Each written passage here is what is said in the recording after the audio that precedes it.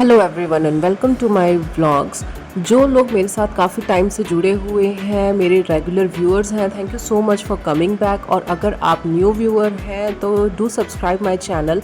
आई hope आप सब ने होटल रिव्यू का व्लॉग भी कवर कर लिया होगा, और अगर नहीं कवर किया है go to my channel and check the hotel review. It was a very nice hotel and if you are planning for Gwalior तो आप इस होटल में आराम से रह सकते हैं। बहुत अच्छा एक्सपीरियंस था।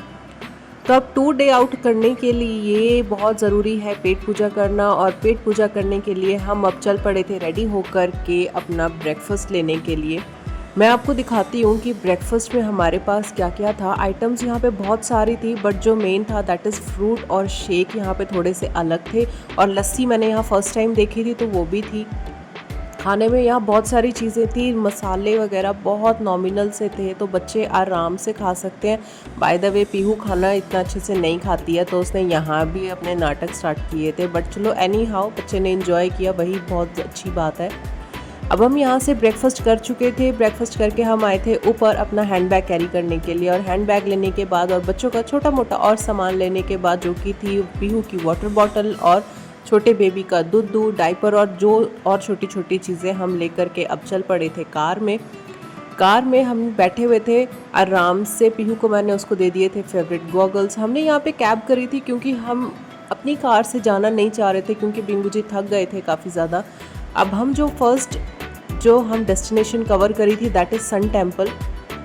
अब सन टेम्पल अंदर जाने के बाद हमें पता चला कि यहाँ पे कैमराज अलाउड नहीं है, फ़ोन अलाउड नहीं है, आप पिक्स नहीं ले सकते हो।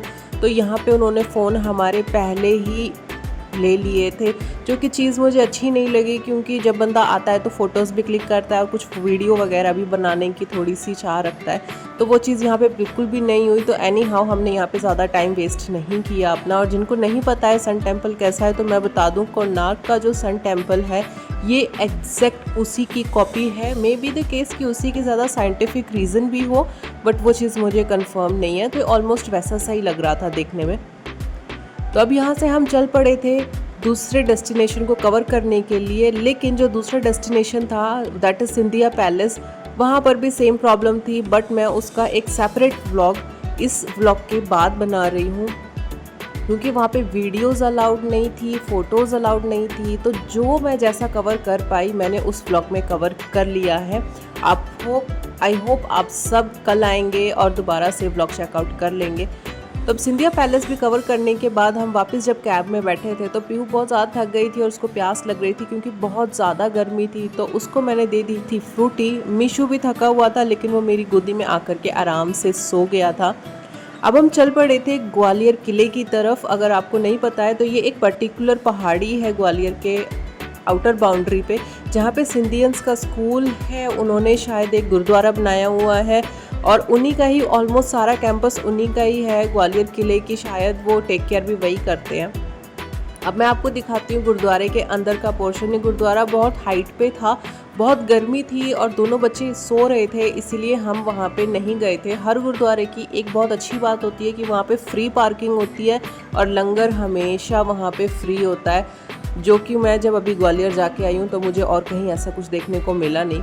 जो सबसे ज़्यादा फ़नी चीज़ थी वहाँ पे वो ये थी, ये है सास बहू का मंदिर। आई एम नॉट श्योर ये क्यों बनाया है, किस सिचुएशन में बनाया गया होगा, लेकिन ये सुनने में बहुत ज़्यादा फ़नी लग रहा था। किसी सास बहू की क्या टिपिकल स्टोरी के ऊपर बनाया हुआ है, मुझे इस बारे में कुछ पता नहीं है। अगर आपको इस चीज़ का कुछ पता है do right in the comment section, क्योंकि आई एम ऑल्सो क्यूरियस कि ये क्या स्टोरी थी जो इन्होंने सास बहू का टेम्पल बनाया है यहाँ पे, क्योंकि मैंने कहीं ऐसा कुछ सुना नहीं है।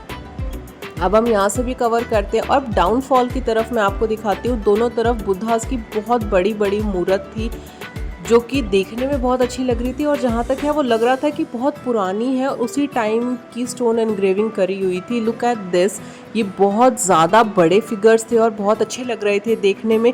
ये बोथ साइड थे, एक साइड कुछ अलग पोर्शंस थे और दूसरी साइड कुछ अलग temple kind of Buddha ji के बने हुए थे, जो देखने में काफ़ी अच्छे लग रहे थे।